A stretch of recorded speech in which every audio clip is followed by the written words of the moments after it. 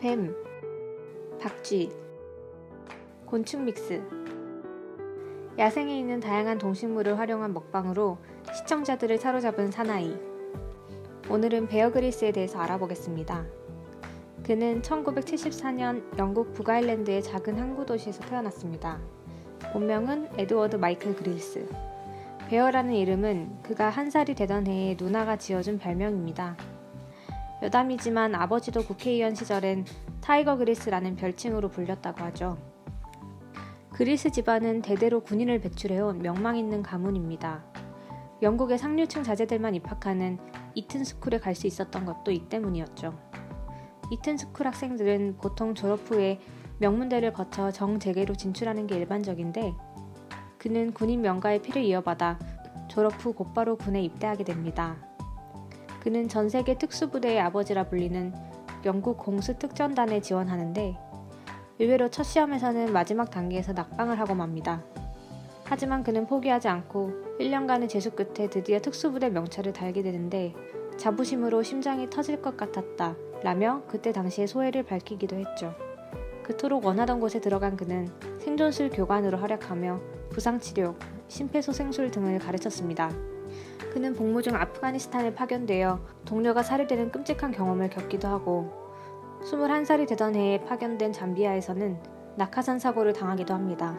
특히 잠비아에서 있었던 낙하산 사고로 평생 식물인간으로 살 뻔한 허리 부상을 당하게 되는데 이 허리 부상 때문에 그는 22살의 나이로 의병 전역을 하게 됩니다.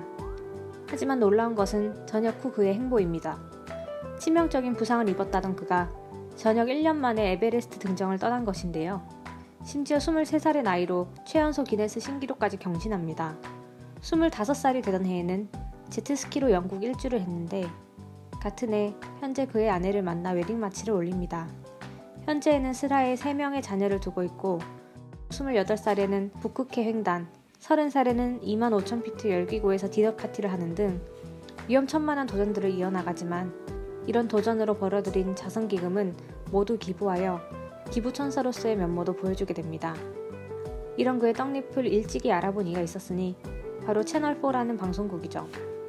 당시 30살이었던 그를 기용해 Escape to the Region이라는 프로그램을 기획합니다. 직역하면 군대로의 탈출이란 뜻인데 베어 그릴스와 11명의 지원자가 프랑스 군에 입대해 고된 훈련을 이겨내는 모습을 보여주는 TV쇼입니다. 그가 등장하는 최초의 TV쇼라는 점에서 상당히 큰 의미가 있죠.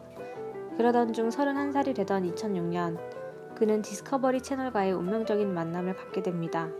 바로 인간과 자연의 대결, 본 서바이벌, 극한에서 살아남기 등 국가별로 모두 다른 이름으로 방송되었지만 그를 세계적인 스타로 만들어준 단 하나의 프로그램을 만났기 때문이죠.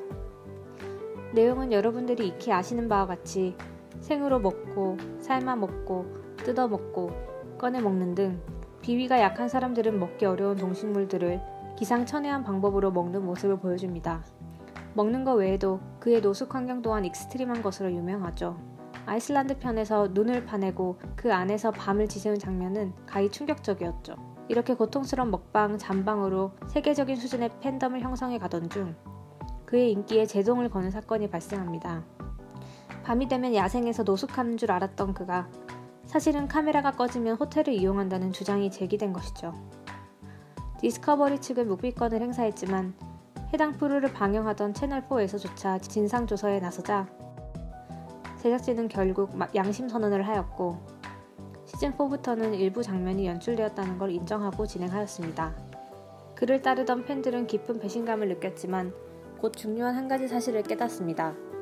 그가 호텔에서 잤다고 한들 코끼리 똥을 쥐어짜 마시고 게스트 오줌에 쥐를 삶아 먹은 것은 변함이 없다는 사실을 말이죠.